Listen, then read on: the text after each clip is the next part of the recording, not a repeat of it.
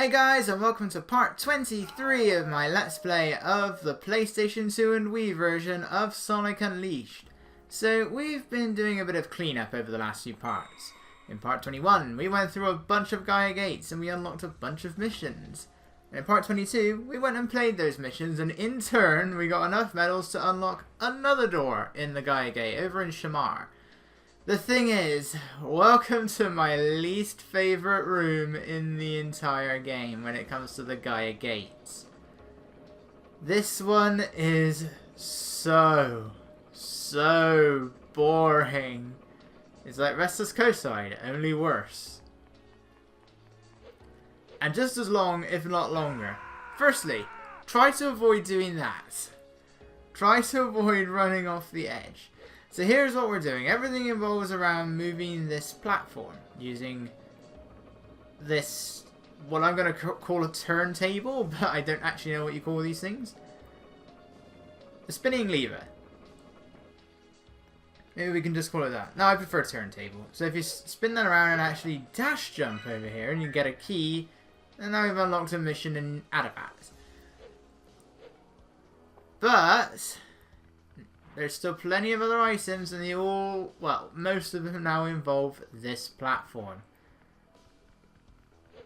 Unfortunately, I can never, ever remember what it is I'm supposed to do in the right order around here.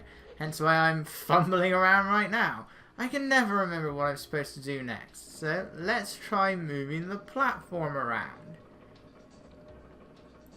So as the Trail of Rings can clue you in, there is a little island just off to the side. A platform, I should say. Whatever. The thing is, when you're moving that platform around, it not only does it feel unnaturally light,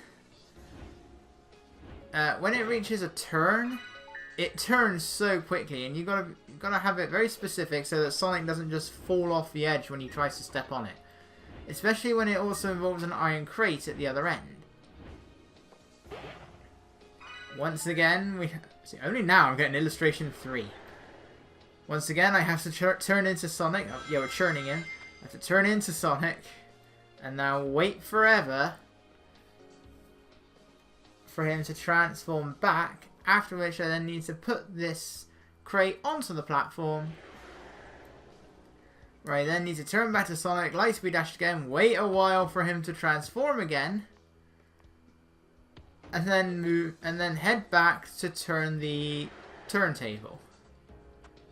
That is why I hate this room so much. And of course, if you die, if you fall off the edge right as you're trying to get to the last item, you have to do all of this all over again. And yeah, there's a reason we're doing this. We passed a switch. It's just once after this swinging section, you need to get over there to get the iron crates so you can put it on that switch, because the blue switches don't remain down when pressed, unlike the green ones. You need to have an object on them,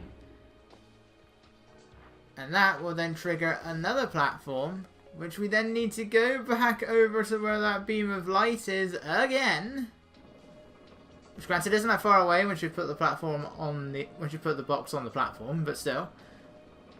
And then you have to wait on the slowest moving platform in the entire game to take you to the one final item box and hope that you don't fall off, because if you do, you are going to have to do all that work again. I wonder what happens to me. What happened to me when I was playing this? Firstly, I'm going the wrong way. Past me. Padding this out long enough as it is. We've already been fumbling around. But I always forget where the platform actually turns up. Because you don't need to go anywhere around here. And then that's like when I remember, oh, there it goes. And I nearly fell off the edge there. So, okay, this part's my fault. This isn't the fault of the room, but in fairness, you can't actually see where the platform was. So let's try heading over there now. And then this is where I messed up. So the first thing that you are not supposed to do is head into the light. Maybe Sonic can still jump onto the platform, but I don't think so, because it doesn't go all the way to the island. It does stop hovering in midair. And then I missed the Lightspeed dash trail. So, down I go. And now I have to do all of that work all over again. And I still only just about made it onto the platform. And what you're not seeing, or I think I died a few other times. I can't remember, but I still spent ages in this Gaia Gate. And I always do, just trying to get that last item box.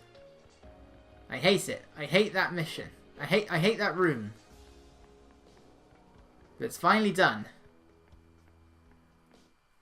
So we still have a bunch of missions to do. I only unlocked, I think, like one in that Gaia Gate, which was in Adabat, but I completely forgot at the time that I didn't do any of the missions that I unlocked in Dragon Road. So they're going to be the first things I unlock, and then we're going to go and do that one that I just unlocked in Adabat. I think I unlocked 3 in Dragon Road. Yeah, don't hear... It says new in Shamara, that's just talking to Professor Pickle. We don't want to talk to Professor Pickle, or he's going to take us to the last level of the game. I mean, you can leave that level at any time.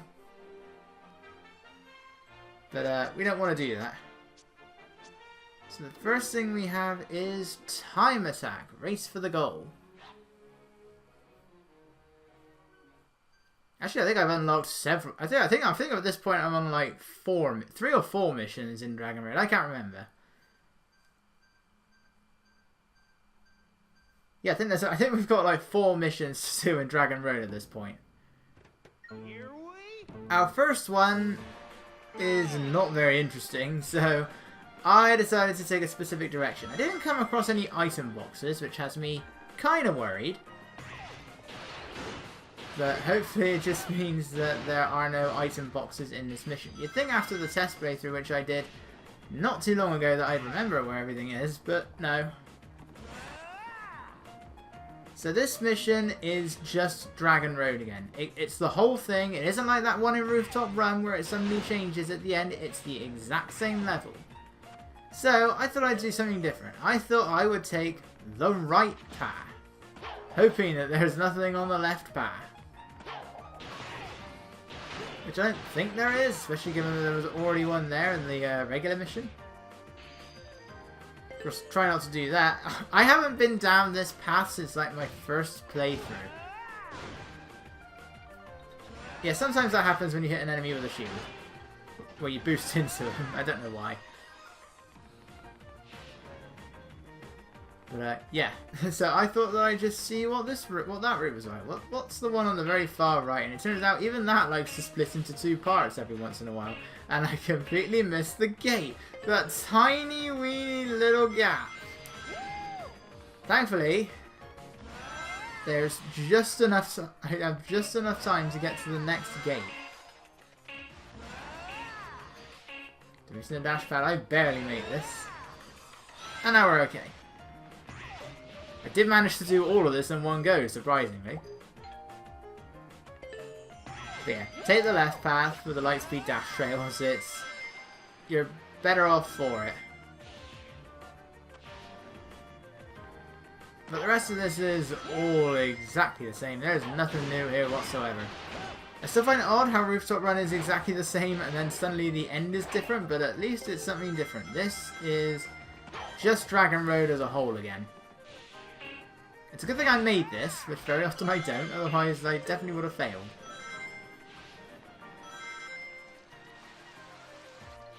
I do find it odd. I do find it weird. Only in this version does Sonic ever skim on the water. In fact, I think there's only ever been 2 games where Sonic skims along the water. The other is the 3DS version of Generations. So is it paying homage to this? I mean, they're both made by Dimps. So it makes sense. Also, what's weird, and this applies to both versions of the game, they're the only Sonic games to have no touch damage. So the only Sonic games to not have touch damage, I should say, until I don't think there was touch damage in Rise of Lyric. given that it's all about combat. So attacks can damage you, but I don't think actual touch damage did. But Rise of Lyric is barely a Sonic game. Whereas this, you have... I guess because of the Werehog, they couldn't implement it into the day stages either. Which is fine. Touch damage is something that needs to die. So let's touch it. Because I hate touch damage. It makes no sense whatsoever. Why does touching something kill you? Better question, especially when it comes to like map 2D to 2D platformers, why does touching the side of the enemy hurt you, but you're perfectly safe to jump on top of it? What's the difference?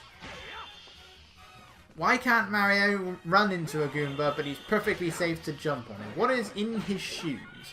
What are on the soles of his shoes that suddenly make it safe?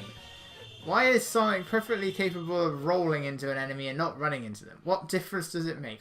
Does he turn into a buzzsaw? Especially in 3D games, how does that make sense? Because he doesn't look like a buzzsaw. So it makes no sense. Anyway, so now we have a... Is this the first time we've seen one of these missions? I want to say it is. Unless we had one more somewhere else. So in the daytime, we have the don't get hit missions. Reach the goal unscathed. This one is a bit weirder. It says reach the goal without getting damaged as a question. Don't know why there's a question mark at the end. You can get damaged. You just don't have a lot of health. But they still give you ways of growing your health back, like that.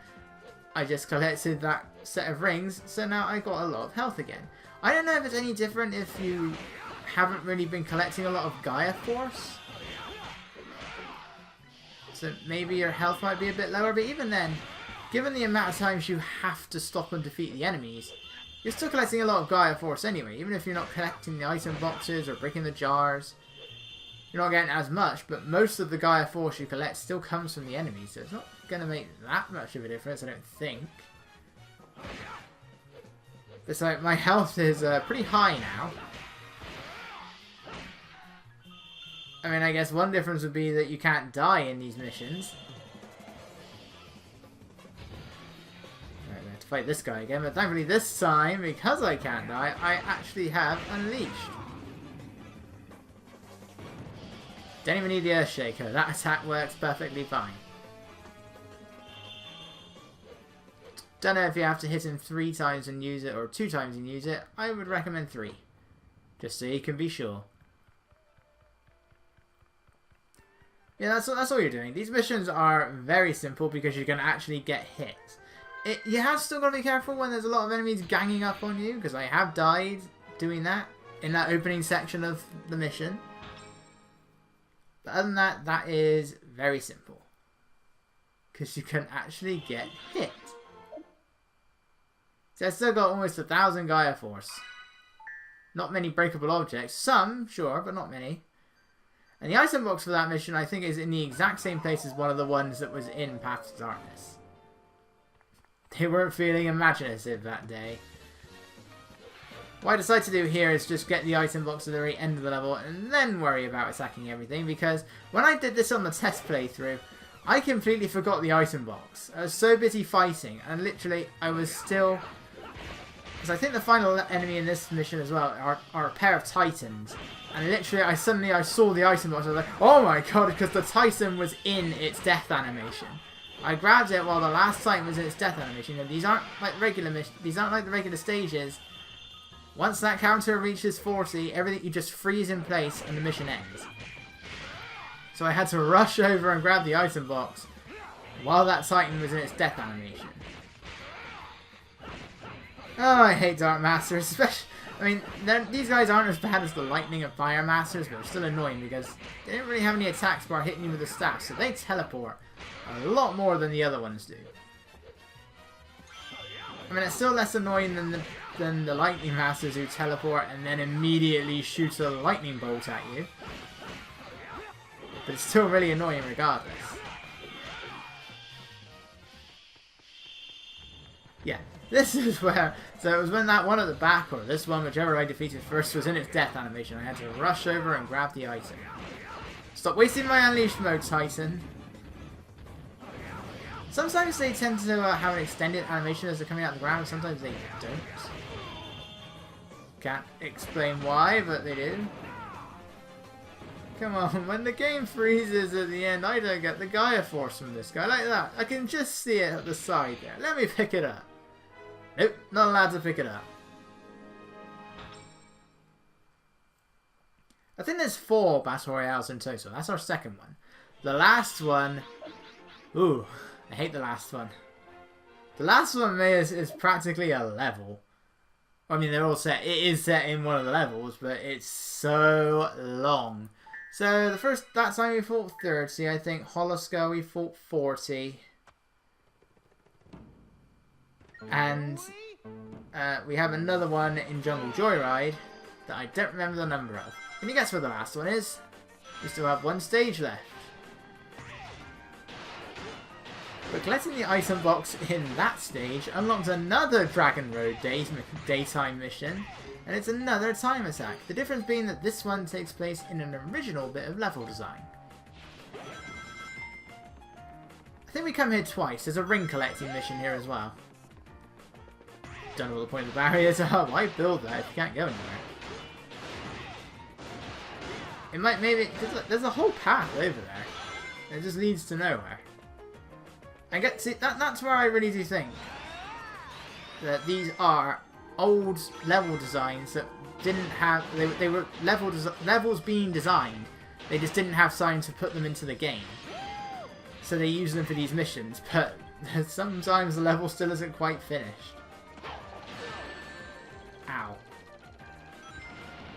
Surprised they didn't blow up the cannon. Whatever these things are called. They are named. When you collect the secret documents include like a concept art for each enemy, and if you hover over it, it gives you a little description of the enemy, including their names. I don't remember what these things are called. We're actually on the Great Wall of Chenan. See, like that's the sort of thing where I wish we actually had a proper level, and it sort of is, but you know, you kind of wish it was like a proper level, complete with the S ranks and everything. That, and maybe make it a bit bigger. I wish we had more like that. We never get anything like that in the night missions though. The night missions always take place in the main acts. But we do get quite a lot of original daytime stuff, like here. This isn't part of the regular Jungle Joyride. This is a time attack area that... And it's not the only one. We have multiple areas in Jungle Joyride. I mean, we have multiple areas for Dragon Road as well. We've already been to another one. It's just weird how some levels have these unique areas and then some don't. Holoskull is exactly the same. Apotos is exactly the same. Eggman Land doesn't really have many missions in general. And I think that's it. Since Missouri doesn't actually have a stage and there's no Empire City at all. You know, we had the sewer area in Rooftop Run and that final area in that time attack. Dragon Road we had 2 unique areas. Jungle Joyride has at least 2 unique areas. And we have that outer desert section in Arid Sands. I think there's like 2 variations of that. I think it is the same sort of location, but one is much bigger than that Collect the Rings mission. It's odd that we just don't have actual level designs for it. It makes me wonder just how long this version was in development for. And yet, it's by far the most stable version of the game. It's by far the more stable of the 2 versions. But anyway, next up, we actually have story progression. So I will see you guys then.